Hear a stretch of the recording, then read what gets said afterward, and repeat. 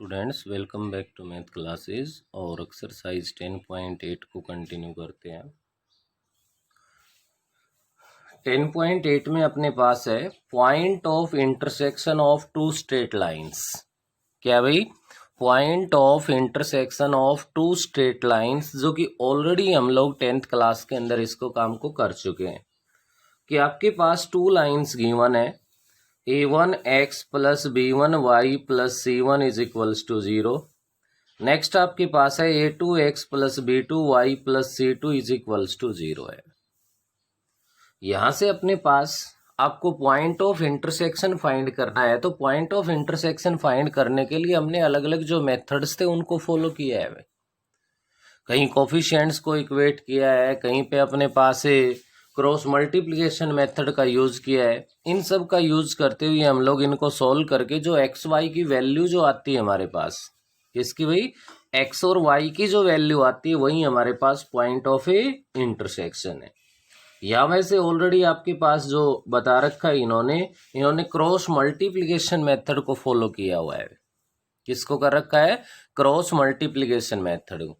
लेकिन ऐसे ही अपने पास कोई कंपलसरी नहीं है, अगर लिखा हुआ ना हो, केवल आपसे ये कहता है find the point of intersection of two straight lines, तो आपको केवल उनका पॉइंट ऑफ इंटरसेक्शन फाइंड करना है। मेथड आपका चाहे कुछ भी हो। यहां पे अगर मैं क्रॉस मल्टीप्लिकेशन मेथड की बात करूं,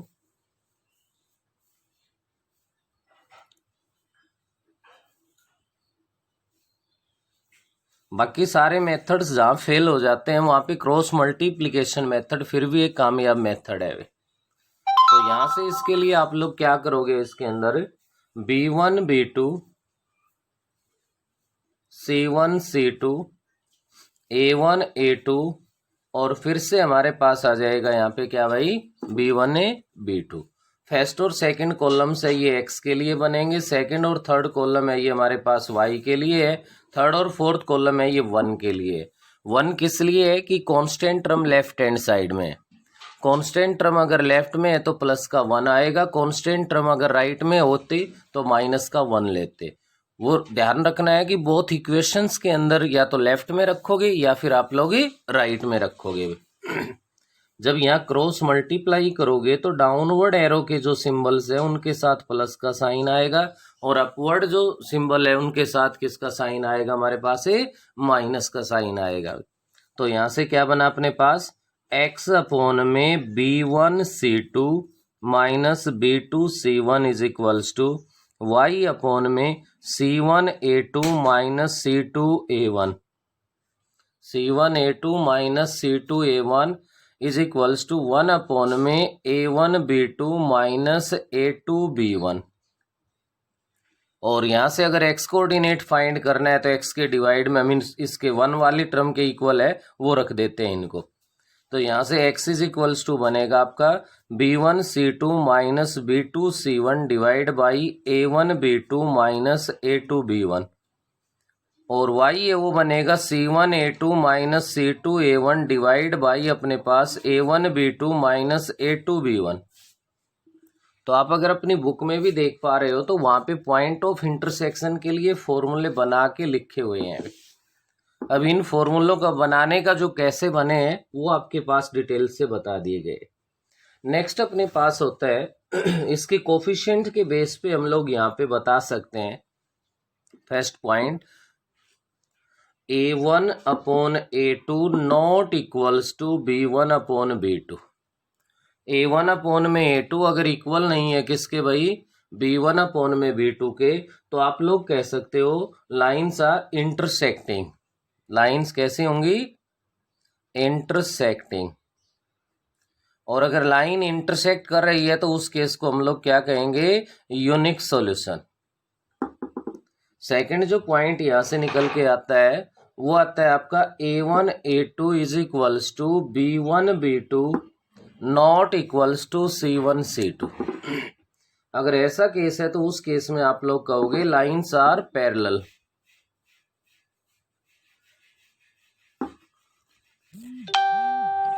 लाइन है वो आपके पास कैसी होंगी? वहां पे पैरेलल होंगी। और पैरेलल होंगे तो उसके अंदर आपके पास क्या होगा भाई? नो सॉल्यूशन या नो कॉमन पॉइंट। थर्ड जो केस अपने पास आएगा वो आपके पास यहाँ होगा A1 A2 is equals to B1 B2 is equals to C1 upon में C2 है। तो इस केस के अंदर आपके पास क्या होगा, लाइंस आर कॉन्सिडेंट कि वन लाइन है, इसके ऊपर से ही सेकंड लाइन है वो पास हो। तो इस केस में आपके पास क्या बनता है, infinitely many solution, infinitely many solution. ये आपके पास यहाँ पे इसके जो मेन पॉइंट्स आ रहे हैं,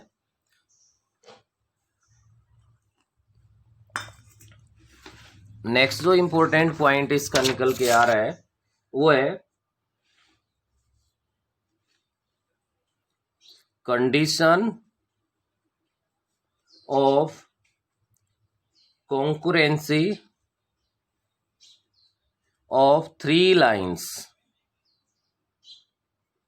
क्या कह रहा है भाई, थ्री लाइन है वो कॉन्करेंट कब होंगी, तो three or more lines are intersect same point. Three or more lines अगर सेम पॉइंट पे इंटरसेक्ट करेंगी तो आप कह सकते हो कि लाइन कॉन्करेंट है। और अगर आपके पास थ्री लाइंस कॉन्करेंट गिवन है तो आप लोग कह सकते हो कि उनका पॉइंट ऑफ इंटरसेक्शन है वो सभी का क्या होगा, कॉमन होगा भाई हमारे पास।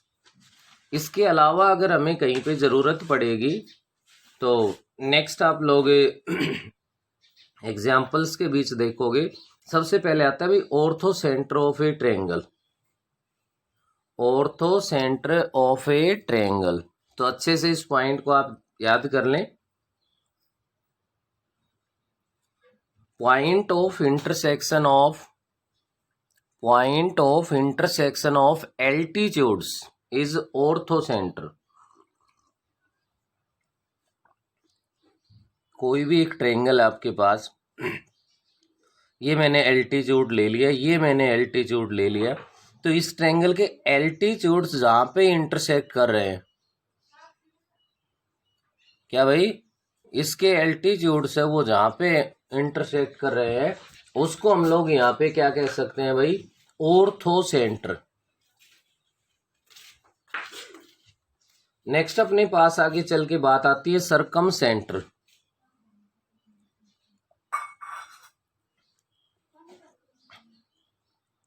सरकम सेंटर के लिए क्या होता है, कोई भी आपके पास एक ट्रायंगल है उसकी साइड्स के परपेंडिकुलर बाइसेक्टर जहां पे इंटरसेक्ट करते हैं वो आपके पास क्या बनता है, सरकम सेंटर बनता है। यहाँ इन सेंटर की हमारे पास कोई जरूरत नहीं पड़ती भाई कहीं भी। वैसे इन सेंटर के बारे में भी आपको बता दूं कि ट्रायंगल के जो एंगल बाइसेक्टर जहां इंटरसेक्ट करते हैं वो आपके पास उसका क्या होता है, इन सेंटर होता है। तो एक्सरसाइज 10.8 पे पहुंची, क्वेश्चन नंबर फर्स्ट है आपका। फर्स्ट क्वेश्चन में कह रहा है find the point of intersection of the line, line given है 2x minus y plus 2 is equals to 0, equation first डाल दो। 3x plus 2y minus 11 is equals to 0, equation number second. आपको solve करके x और y की value find करनी है, वहीं आपके पास पॉइंट ऑफ इंटरसेक्शन है। तो वो आपकी मर्जी है आप जो भी मेथड फॉलो करना चाहो, आप यहाँ पे अगर यूज करना चाहो क्रॉस मल्टीप्लिकेशन का वो कर सकते हो, कोफिशिएंट को इक्वल करना चाहो वो भी कर सकते हो। मैं आपको यहाँ पे क्रॉस मल्टीप्लिकेशन मेथड की हेल्प से सोल्व करवा रहा हूँ। मैं फर्स्ट में आएगा B1 B2, अब B1 है माइनस का 1 और B2 है 2, माइनस 1 और 2। उसके बाद आएगा C1 C2, 2 और माइनस का 11, A1 A2 2 3, फिर B1 B2 मीन्स माइनस का 1 और प्लस का 2। फर्स्ट और सेकंड x, सेकंड और थर्ड y, थर्ड और फोर्थ 1, प्लस का 1 क्योंकि कांस्टेंट टर्म हमारी लेफ्ट हैंड साइड में है। यहाँ से जब इनको क्रॉस मल्टीप्लाई आप लोग करोगे तो आपके पास ये बन गया बेटे x अपॉन में माइनस 1 को माइनस 11 से मल्टीप्लाई कर दो प्लस 11 माइनस में 4 हो गया, y अपॉन में 6 प्लस 22 बन गया और इज इक्वल्स टू 1 अपॉन में 4 माइनस माइनस यहाँ से आ रहा है प्लस का 3 बन गया। x अपॉन में 7 is equals to y upon 28 is equals to 1 upon में 7। फर्स्ट को थर्ड के इक्वल रखोगे तो x upon 7 is equals to 1 upon 7, 7 से 7 डिवाइड, x की वैल्यू 1 आ गई। सेकेंड को इसके इक्वल थर्ड के रखोगे तो y upon 28 is equals to 1 upon 7, 7 से 4 पे divide, y is equals to 4 आ गए। तो हेंस पॉइंट ऑफ इंटरसेक्शन की कोऑर्डिनेट आ गई 1,4। तो ये आपके पास वही मेथड है, चाहे आप इसको क्रॉस मल्टीप्लिकेशन से कर लो, कोफिशिएंट को इक्वल करके करना चाहो तो उससे भी कर सकते हो, कोई प्रॉब्लम नहीं। हाँ, लिखा हुआ होगी यूजिंग क्रॉस मल्टीप्लिकेशन मेथड, फिर कंपलसरी हो जाएगा हमारे लिए। नेक्स्ट क्वेश्चन नंबर सेकंड पे आता हूं। तो सेकंड पे ये कह रहा है classify the following pair of lines are coincident, parallel और इंटरसेक्टिंग। फर्स्ट पार्ट की अगर मैं बात करूं तो 6x प्लस में 14y minus 16 is equals to 0 है। 12x प्लस में 28y minus 32 is equals to 0 है। तो आपने अभी अभी रिजल्ट्स रीड किए थे। लाइंस है वो इंटरसेक्ट कर रही है, लाइन है वो पैरेलल है, या फिर हमारे पास कॉन्सिडेंट है। ये सब कुछ किस पे डिपेंड करता है? A1 upon A2, B1 upon B2 और C1 अपॉन में C2 पे भी। तो स्टैंडर्ड फॉर्म है वो जानते ही हो आप, A1x plus B1y plus C1 is equals to 0। तो यहाँ से अगर मैं लिखना चाहूँ सबसे पहले A1 अपॉन A2 क्या बना बेटा? 6 अपॉन में 12 और 1 अपॉन में 2 आ गया। क्लियर है? ऐसे ही B1 अपॉन में B2 फाइंड कर देंगे हम। 14 अपॉन में 28 है, 1 अपॉन 2 आ गया। अगर आपके पास यहाँ पे A1 अपॉन A2 और B1 अपॉन B2 ये दोनों इक्वल आ जाते हैं, क्या हो जाते हैं बेटे? ये दोनों अगर इक्वल आ जाते हैं तो ही आप C1 अपॉन C2 फाइंड कीजिए। अगर ये इक्वल ना हो तो वहीं से पता लग गया हमें A1 upon A2 not equals to B1 upon B2 है, तो लाइन इंटरसेक्टिंग है। लेकिन ये दोनों तो इक्वल है भाई, इक्वल है तो आपको C1 अपॉन में C2 है वो फाइंड।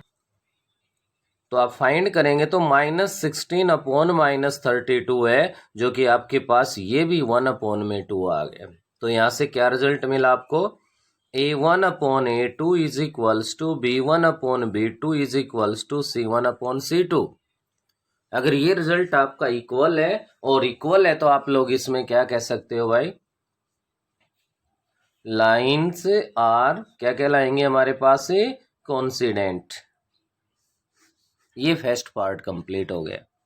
ऐसे ही चीज सेकंड हो या थर्ड हो, सभी में आपको इसी टाइप से करना है। अगर मैं यहाँ पे सेकंड पार्ट की बात करता हूं तो 3x minus 4y minus 8 is equals to 0 equation first है। 3x plus 4y minus 11 is equals to हमारे पास क्या है? 0 है। सबसे पहला काम आपको A1 अपॉन A2 फाइंड करोगे, 3 अपॉन 3 इज इक्वल्स टू 1 आ गया है भाई।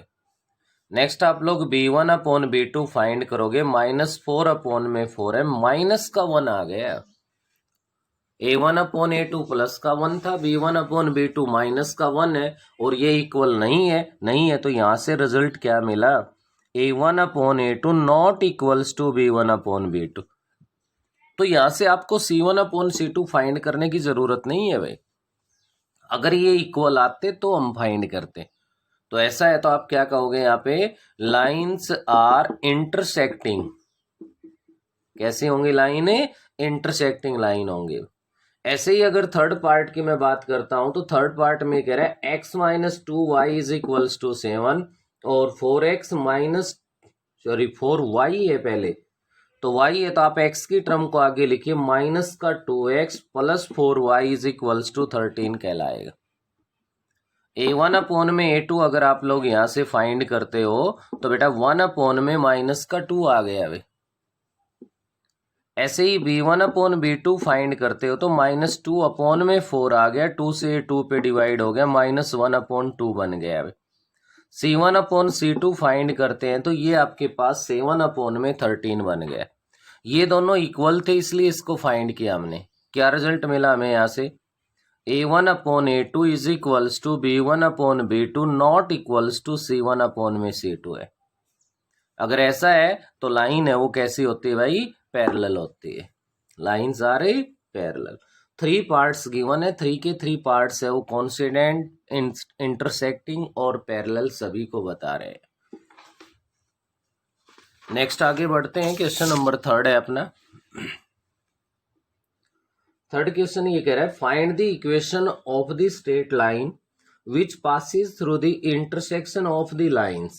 सबसे पहले तो 2 लाइन गिवन है, x plus y minus 3 is equals to 0, और सेकेंड लाइन की इक्वेशन गिवन है 2x minus y is equals to 0, equation second, and is inclined at an angle of 45 degree with x axis. x axis के साथ 45 degree का angle बना रही है। It means theta is equals to 45, m is equals to tan theta, और आपके पास ये बन गया 10 45 degree, then m is equals to 1। ये उस रिक्वायर्ड लाइन की स्लोप आई है जिसकी आपको इक्वेशन फाइंड करनी है।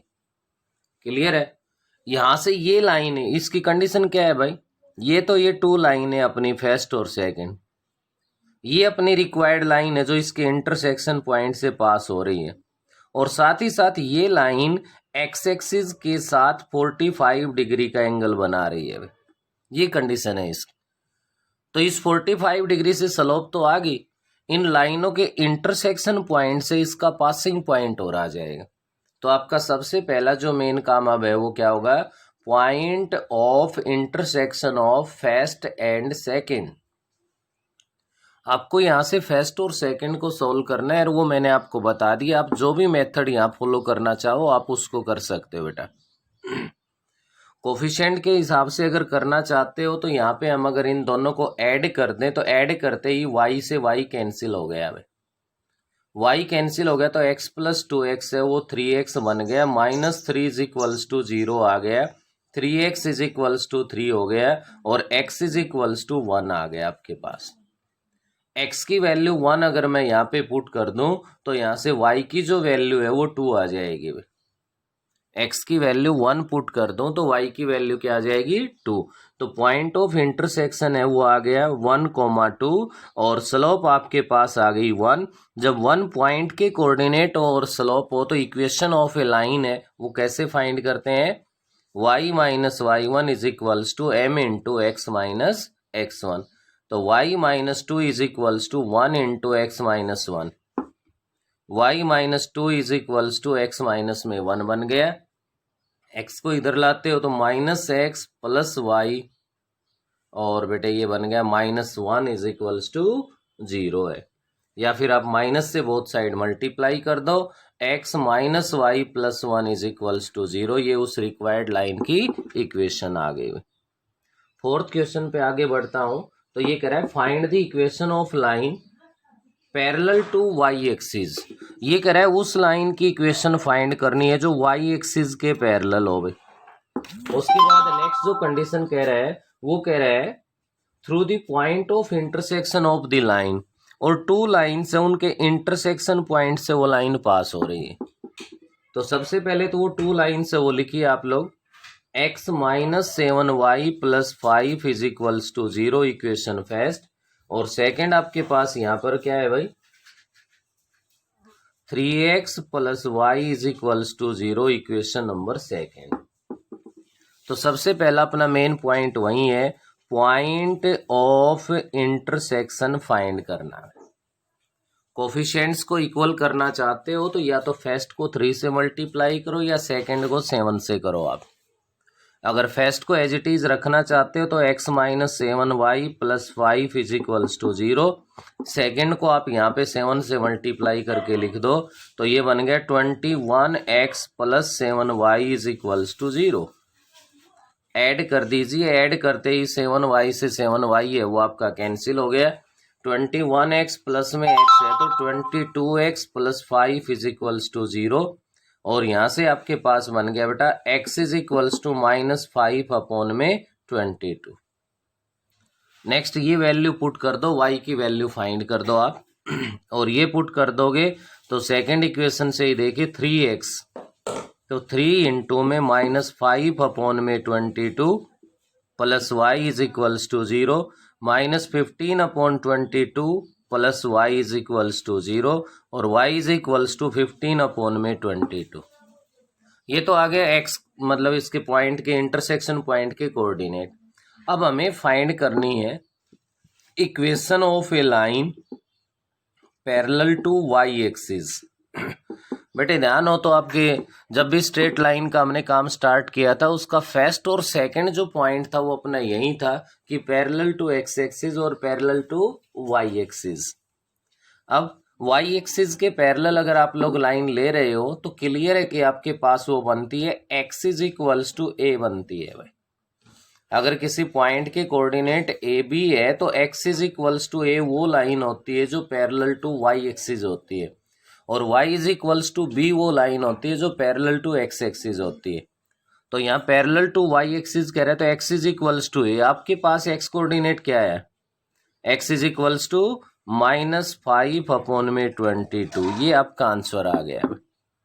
आप लोग इसको इस टाइप में भी लिख सकते हो 22x और प्लस का इधर 5 हो जाएगा इज इक्वल्स टू 0। ये रिक्वायर्ड लाइन की इक्वेशन आ गई। इसी क्वेश्चन में अगर वो आपसे ये फाइंड करवा दे कि find the equation of a line parallel to x axis, अगर एक्स एक्सिस के पैरेलल भी आपसे इक्वेशन फाइंड करवाता है तो आप लोग कहोगे y इज इक्वल्स टू 15/22 या 22y - 15 इज इक्वल्स टू 0। ये आपका फोर्थ क्वेश्चन है। मतलब मेन आप देख पा रहे हो फर्स्ट सेकंड थर्ड फोर्थ जो भी क्वेश्चंस आपने किए हैं सभी के अंदर मेन एक ही पॉइंट निकल के आया कि आपको पॉइंट ऑफ इंटरसेक्शन है वो फाइंड करना है।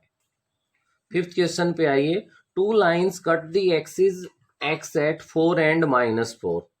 ये कह रहा है कि टू लाइंस है वो एक्स एक्सिस को कट कर रही है। फर्स्ट वाली कर रही है 4 पे, इधर हो गया 4। सेकंड वाली लाइन कट कर रही है -4 पे, क्लियर है भाई। इसके बाद आगे बढ़ते हैं तो ये कह रहा है y एट डिस्टेंस 2। अब y है उसको 2 पे कर रही है फर्स्ट वाली लाइन, तो क्यों ना पहले आप इन पॉइंट्स को ज्वाइन कर दें ताकि दूसरे पॉइंट लें तो कोई मिस्टेक हमसे ना हो भाई। ये फर्स्ट लाइन आ गई हमारे पास और एंड 6 सेकंड जो लाइन है वो y एक्सिस को 6 पे इंटरसेक्ट कर रही है। ये सेकंड लाइन होगी आपके पास। अब क्या कह रहा है आपसे यहाँ पे, find the coordinate of their point of intersection. अब ये लाइनें इंटरसेक्ट कर रही है यहाँ पे इस पॉइंट पे, मैंने इसको P लिख दिया। आपको P के कोऑर्डिनेट्स बताने हैं। अगर आप लोग यहाँ से सबसे पहले ये फाइंड कर दो कि इन दोनों लाइनों की इक्वेशन हम लोग फाइंड कर दें तो कोई प्रॉब्लम ही नहीं, हमें इंटरसेक्शन पॉइंट है वहीं तो P के कोऑर्डिनेट्स होंगे। तो क्या करोगे आप लोग, इसको मैंने A रख दिया, इसको B रख दिया, तो आपके पास PA और PB बन गया है। इक्वेशन ऑफ PA, अगर PA की इक्वेशन फाइंड करने जा रहे तो ध्यान दीजिए इसका जो x इंटरसेप्ट है, क्योंकि देखो सबसे इजी जो यहाँ पे ऑप्शन है वो इंटरसेप्ट फॉर्म है। आपके पास 2 ऑप्शन है, एक तो है कि आप इस पॉइंट के कोऑर्डिनेट 4 0 बन गए, इसके कोऑर्डिनेट 0 2 है, 2 पॉइंट के कोऑर्डिनेट आप इक्वेशन फाइंड कर सकते हो। सेकंड ऑप्शन ये है कि आपका यहाँ पे x इंटरसेप्ट है वो 4 है, y इंटरसेप्ट है वो 2 है, तो इंटरसेप्ट फॉर्म से भी आप इक्वेशन फाइंड कर सकते हो। x/a it means x/4 plus y/b y/2 is equals to 1। 4 आपने यहाँ से एलसीएम ले लिया, 4 एलसीएम ले लिया तो x + 2y is equals to 4 equation first बन गई हुई। ऐसे ही आप लोग इधर फाइंड कर सकते हो किसकी इक्वेशन भाई, इक्वेशन ऑफ PB। PB के लिए अगर आप लोग यहाँ पे आओगे तो ध्यान दीजिए x इंटरसेप्ट -4 है, y इंटरसेप्ट +6 है, तो x/-4 plus y/6 is equals to 1 हो जाएगा। माइनस ऊपर चला जाएगा, -x/4 plus y/6 is equals to 1 है। 4 और 6 का एलसीएम लोगे तो 12 आएगा, 4 से 3 पे माइनस का 3x हो गया plus 2y is equals to 1 है। It means -3x + 2y is equals to 12 equation number second. यहाँ से अब आप लोग क्या कर देंगे, आपके पास 2 इक्वेशंस आ गए, इनका पॉइंट ऑफ इंटरसेक्शन फाइंड कर देंगे, वहीं आपके पास P कोऑर्डिनेट का पॉइंट आ जाएगा।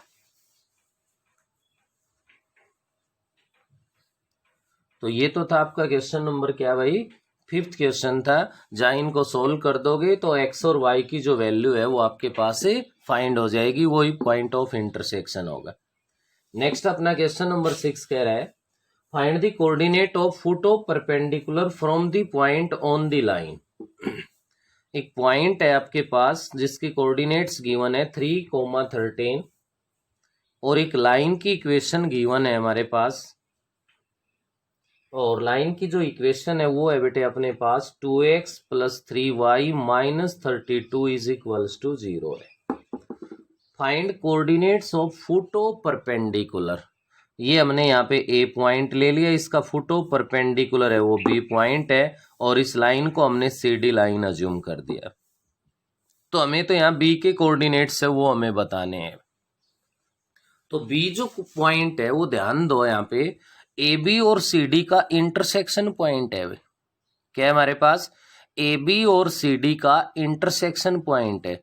अगर किसी तरह हम लोग equation of A B find कर दें, क्या फाइंड कर दें, इक्वेशन ऑफ ए बी, तो क्लियर है कि आपके पास ए बी और सी डी का इंटरसेक्शन पॉइंट फाइंड कर देंगे, बी के कोऑर्डिनेट्स आ जाएंगे। तो ये जो equation of C D given है इसको मैंने इक्वेशन फर्स्ट डाल दिया। अब इस सी डी इक्वेशन पे ए बी जो लाइन है वो परपेंडिकुलर है, परपेंडिकुलर है तो आप यहां पे लिखिए let equation of a line which is perpendicular to line first. Let equation of a line which is perpendicular to line first. First line पे परपेंडिकुलर लाइन की इक्वेशन लेते हो तो आपको पता है कि एक्स और वाई के कोफिशिएंट तो इंटरचेंज हो जाएंगे, 3x हो गया, ये 2y बन गया। दोनों में से एक का साइन चेंज करना है, मैंने यहाँ y का कर दिया, +k = 0 इक्वेशन सेकेंड। अब जो a पॉइंट है वो इस ए बी का पासिंग पॉइंट है भाई, इस पे लाई कर रहा है, तो आप लोग यहाँ पे लिखोगे point A 3,13 lie on line second, then it must be satisfy equation second. इस सेकेंड लाइन पे अगर ये पॉइंट लाई कर रहा है तो इस इक्वेशन को ये सेटिस्फाई करेगा, और इसको सेटिस्फाई करेगा तो आप लोग जहां भी x है वहां पे 3 पुट कर दो, जहां भी y है वहां पे आप 13 पुट कर दो। तो x को मैं 3 पुट कर दूं तो 3 × 3 9 बन गया, -26 + k = 0। अब 26 से अगर 9 को सब्ट्रैक्ट करोगे आप लोग, क्या भाई 26 से अगर आप 9 को सब्ट्रैक्ट करोगे तो आपके पास कितना आ गया, -17 + k = 0, k = 17 आ गया। Putting the value of k in equation second में पुट कर दोगे तो 3x - 2y + 17 = 0 equation number third. अब फर्स्ट और थर्ड इक्वेशन का पॉइंट ऑफ इंटरसेक्शन फाइंड कर दो, वहीं आपके पास कोऑर्डिनेट ऑफ बी होंगे।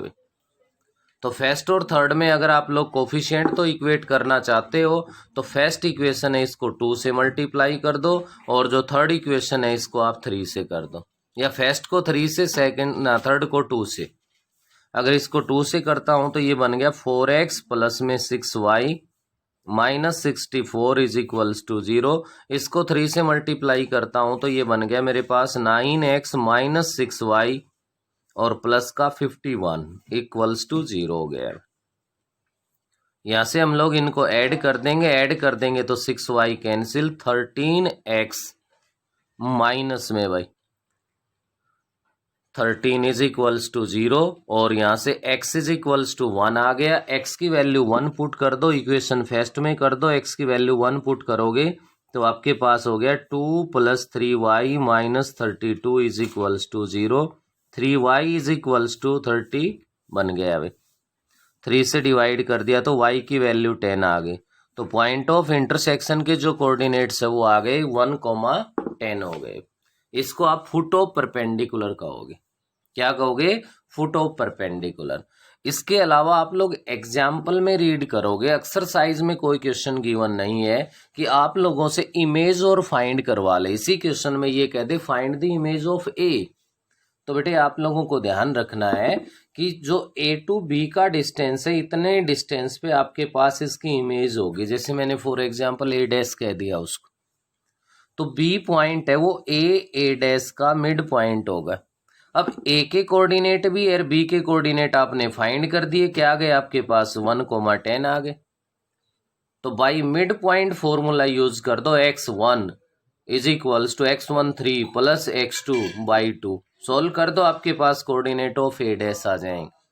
तो फुट ऑफ परपेंडिकुलर भी फाइंड करवा सकता है आपसे, और इमेज है वो भी फाइंड करवा सकता है। तो ये था आपके पास यहाँ पे क्वेश्चन नंबर है 6।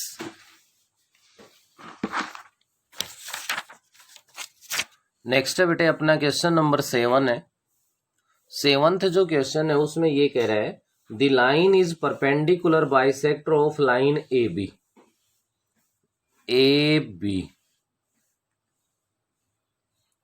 जहां पे आपके पास कह रहा है कोऑर्डिनेट ऑफ ए के कोऑर्डिनेट्स गिवन है -3 और 1। Find the coordinate of B के कोऑर्डिनेट्स हमें फाइंड करने हैं। The line is perpendicular bisector, इस ए बी का परपेंडिकुलर बाइसेक्टर है अपने पास। मैंने इसको सी डी लिख दिया और यहाँ पी पॉइंट पे ये इसको बाइसेक्ट कर रही है। इसकी लाइन की इक्वेशन गिवन है आपके पास, और वो इक्वेशन क्या है 2x - 3y - 4 is equals to 0। ध्यान दीजिए अभी अभी जो आपने काम किया है। अब की बार सी डी की इक्वेशन गिवन है तो आप ए बी की इक्वेशन लेट कर सकते हो या नहीं। Let equation of A B which is perpendicular to C D. Perpendicular line की इक्वेशन लेनी है तो एक्स वाई के कोफिशिएंट को इंटरचेंज कर दो। ये 3x हो गया तो ये 2y हो गया। एक का साइन चेंज करना है, माइनस है तो प्लस हो गया, plus k is equals to 0 equation second. अब सेकेंड लाइन है पॉइंट ए से पास हो रही है ना, तो point A lie on second line, then it must be satisfy the equation of the line. तो आप लोग यहाँ पे इसके कोऑर्डिनेट पुट कर दो, x को -3 पुट कर दो तो माइनस का 9 बन गया, +2 plus k is equals to 0 and k is equals to 7। Putting the value of k in equation second, k की वैल्यू सेकेंड इक्वेशन में पुट कर दो, 3x + 2y + 7 is equals to 0। अब देखिए ये तो इक्वेशन ऑफ सी डी और वो इक्वेशन ऑफ ए बी है। ए बी और सी डी का जो इंटरसेक्शन पॉइंट है वही तो आपके पास P है। और अगर आपने यहाँ पे P के कोऑर्डिनेट इनके इंटरसेक्शन से फाइंड कर दिए तो P इज mid point of A B, because C D is perpendicular bisector of A B. C D है वो यहाँ पे ए बी का परपेंडिकुलर बाइसेक्टर है, और सी डी ए बी का परपेंडिकुलर बाइसेक्टर है। तो क्लियर है कि आपके पास यहाँ पे क्या होगा भाई, पी के कोऑर्डिनेट है ए के है बी के आ जाएंगे, बी के कोऑर्डिनेट्स को आप x2 y2 पुट कर दो। तो यहां से आप लोग इसका पॉइंट ऑफ इंटरसेक्शन फाइंड कर दोगे और ये सॉल्व कर दोगे भाई।